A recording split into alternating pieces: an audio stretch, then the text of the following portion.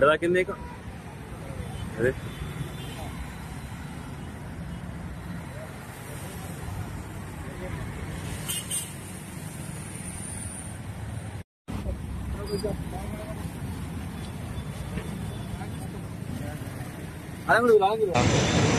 మాణిక్యం చౌరస్తా దగ్గర మమ్మల్ని ఓట్లకు మాకు బండి కనిపించుకునేందుకు బండి చూసుకొని వెళ్ళండి అంటే మాది ఇంట్లో వచ్చి మేము గంజాయి సేవించి ఉన్నాము మా పై దాడి చేసింది.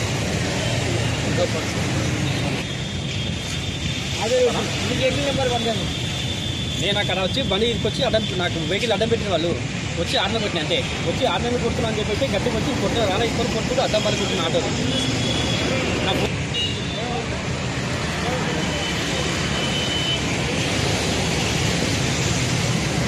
వాళ్ళ బయట సేవ్ చేసుకోలేదు.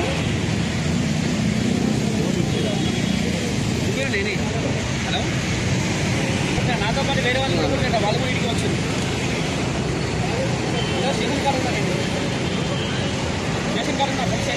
Dharmendra, all India youth federation రాష్ట్ర కార్యదర్శి.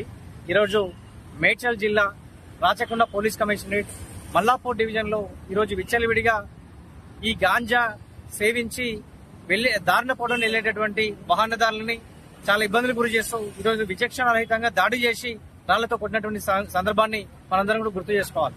ఎందుకంటే దాదాపు ఈరోజు విచక్షణకు కోల్పోయి రాష్ట్ర ప్రభుత్వం గాంజాని డ్రగ్స్ ని పూర్తిగా కూకటి వెళ్తూ తరిమేస్తున్న క్రమంలో ఈ గాంజా బ్యాచ్ ఇంకా పెట్టలేకపోతున్న సందర్భాన్ని ఖచ్చితంగా పోలీసులు నిర్లక్ష్యంగా వివరించకుండా ఎవరైతే రాళ్ల దాడి చేసి గాయపరిచారో వాళ్ళ మీద కఠిన చర్యలు తీసుకోవాలని చెప్పి మేము ఈరోజు ఆల్ ఇండియా యూత్ ఫెడరేషన్ గా మేము డిమాండ్ చేస్తా ఉన్నాం. ఎందుకంటే ఈరోజు చూస్తే ఈరోజు యువజన సంఘ నేతల మీదనే ఈరోజు దాడి జరగడం అనేది చాలా బాధాకరమైన విషయం.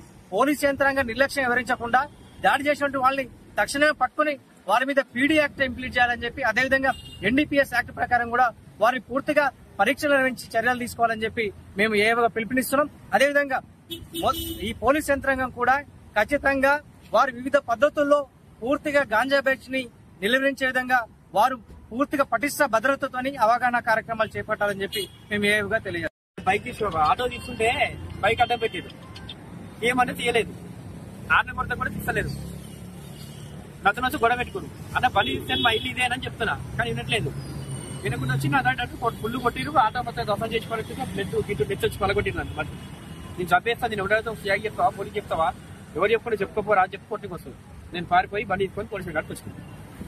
అంటే నేను సంబరానికి బయట ఇచ్చారనమాట, సంబరానికే చంపేస్తామంటూ డైట్ వచ్చి అందుకే బండి తీసుకొని పారిపోయి ఎవరో కూడా తెలియదు నాకు వాళ్ళు, అసలు ఎవరో కూడా తెలియదు నాకు వాళ్ళు. తల తీపు తల ఏమో తెలియదు.